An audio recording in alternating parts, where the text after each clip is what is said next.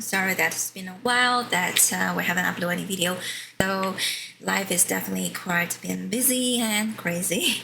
So yeah, we'll get to that. But for now, I just want to talk about some pros about the renting versus buying a home in Canada. And obviously, this is totally personal preference, and there's no right and wrong.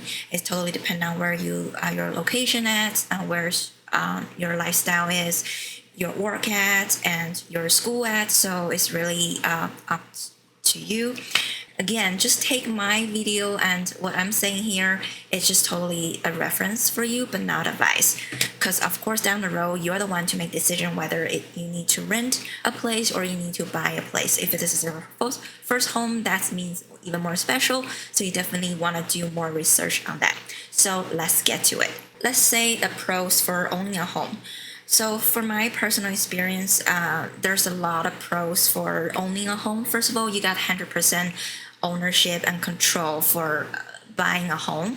Let's say if you want to renovate a home, you don't need to ask your landlord because you are the owner. So you can do whatever you want as long as not illegal, of course, for renovation. And as well as you can renting out your house to someone else. So you can actually collect your rent. So that's additional passive income. Or you can resell your home once a couple years, let's say down the road, you decided that you don't want to live in the house and you want to upgrade to somewhere else, or you relocate to somewhere that's due to work, education, or lifestyle change. So you get to move. So the house you spent on purchasing this house currently is not wasted because you're gonna resell, and guess what? The inflation, the equity you put down here, that's including the down payment and everything, gets you profit because once you sell it, your house is appreciates each by year. So definitely lots of benefit and advantage for owning a home. Another thing I would say is that you actually build equity, so it's just more for ROI, which ROI is high considerably unless you're buying a home in Vancouver or Toronto. Of course, the ROI, I would say, generally speaking, is very low because the entry level is already very high, like at least $1 million for even a condo. So never mind for owning a completely detached house. So that will be out of reach for a lot of people. Yeah, so those are my general top pros for owning a home. And now let's talk about some details about owning a home. So let's say in order to get a house in Canada, unless you pay 100% outright, which means pay by your cash. Otherwise, most people still need to go through the mortgage process. I would say definitely the bank will ask for a credit score. So if you have a very excellent credit score, let's say 680 score or above 680, so you're considered very good customers to buy a home. So that will be part of the equation, and as well as your proof of income. So mostly the mortgage specialist from the bank will ask you or your spouse, or depending on who's gonna purchase the home, they will ask your proof of income from the notice of assessment from the CRA, which is the Canadian Revenue Agent.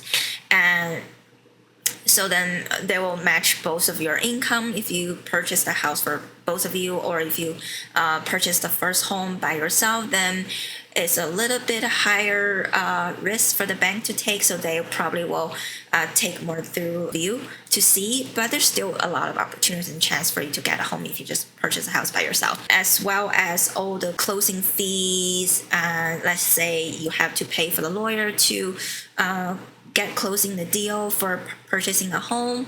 And also you need to pay the inspection fees, I would say, to get a very great inspector, because that will save you tons of money down the road. Let's say if you have an inspector that is not as good as it can be, then there's something happens seriously in the house, and the inspector is very inexperienced, or they are not pointed out the problem. Let's say there's a foundation issue, it usually costs a lot, and that's a major issue. That's a very headache, and that's kind of drawback for a lot of buyers to buy your home at the time being that you want to resell your home. So you really need to reconsider that. So I will highly recommend make sure you get a very great inspector for your home when it's time to purchase a home. And then once you wrapping up all the closing stuff and get your pre-approval, Of course, you pre-approve by the bank, and then you go to the final approval from a bank. Then you can get a mortgage. Then with the mortgage amount, let's say you get a $300,000 mortgage, approval mortgage, then you can buy a house that is within that $300,000 range for that. And also you have to pay a down payment. Usually if it's under 500,000 K house, you could just only pay 5% down, or if it's above $500,000 home, usually they will ask at least 10% down for the down payment for purchasing a home. But I would say just to put as more down payment as much as you can after you do the calculation, everything for your affordability and stuff, because those money are your own equity that you already put down.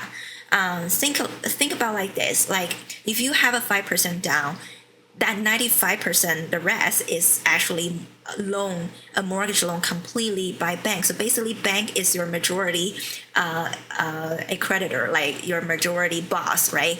So they got everything dictated for your home in the future if you're very not be careful for your finance. Vice versa, if you actually pay down, let's say 20% or even 30%, you actually a significant, like a shareholder per se, you own 20 or 30% of your home. Similar to you own 20 to 30% of the company. That's a lot to say and a lot of decision for you to make. So you're like a significant amount of investor in your own home. And also those equity that you put down, let's say 20%, is gonna increase appreciation and the value in the future. So that is totally benefit for you. So I would say do your calculation and everything. If everything works, just try to pour down more money into your home equity, like your cash upfront for down payment. And then so another thing is like some province they have like a land transfer fees, and so say some other province like Ontario, BC, etc., they have a land transfer tax rebate, so you can take advantage for your local province. Or Alberta, for example, they don't even have a land transfer tax, so you actually save a lot of money for that if you Albertan. So just really check on your local jurisdictions and the tax and everything, and see what sort of government incentive program you can take advantage of. Another thing is the federal government program and incentive for first home buyer is like the first home saving account. So you can, I'm not going to go through this, but you can Google this and look into detail. And another thing is the first time home buyer incentive. So those things you can keep in mind and to make your decision whether you want to buy a home or renting a home. That's a lot to wrap up for pros of buying a home. Now let's just say pros for renting a home. So I mean, it's also again depend on your preference, your work, and stuff like that.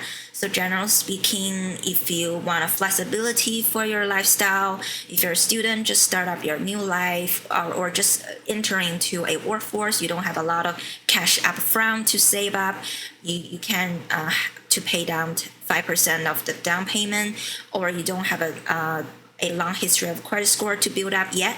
So I would say that will be very clear for you to make a decision to renting a home. And also you have way less pressure for you to build up more credit score and more equity down the road as you go for work or whatever, right? So then, and also renting, not just a flexible, and also you can save up those money that you put down for mortgage and down payment to something else. Let's say you can save buying a home, the money for buying a home to go for investment, or put your money to a GIC, or put into a high interest saving account to earn more interest. So you can do the calculation to see which one that will benefit for you. It depends on how much amount of your saving is. If it's a large saving, is it worth it to put into a saving account? And there's some tax that you have to pay for that as well. But TFSA, probably you can legally avoid that. So yeah, and another thing is you don't need to worry about a lot of things. That's another pros for renting a house.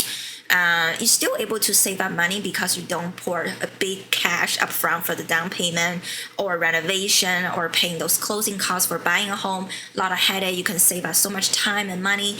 So I would say that's a good way of living a life if that's the life you choose to be. Another thing is, so flexibility for a home. You don't need to worry about fixing the house or maintaining the house because you're just gonna call your landlord or the property management and they will take care of for you, right? So you don't need to worry about that. Yeah, those are the things you need to consider. So I would say being a renter is very flexible, and you could actually save up those money down the road if you needed to for, let's say, emergency fund, or to pursue your career, your higher education, and different lifestyle, travel, etc., or your family reinvestment. So there's a lot of things you can save the money for if you choose to rent. And also you can get to say, hey, I don't want to rent anymore. Like within your contract, let's say the lease is, and then you can just exit it, right? You don't need to worry about the house. Like the landlord, they have to worry about mortgage if they can't afford it, or if they can't even find a tenant. So that will be their worry, but not you. So those are advantage for being a renter. And yeah, so I guess I'm just gonna wrap up for now for this video because there's a lot for you to absorb. But down the road, I just hope everybody find the best way, the best lifestyle for you that's work for you. And the next video, I'm going to talk about some cons, negativity about owning a home versus renting a home. Be sure to subscribe our video and like and leave your comment. And your feedback is very important for us. And as always, thank you for watching our video. We will see you next time.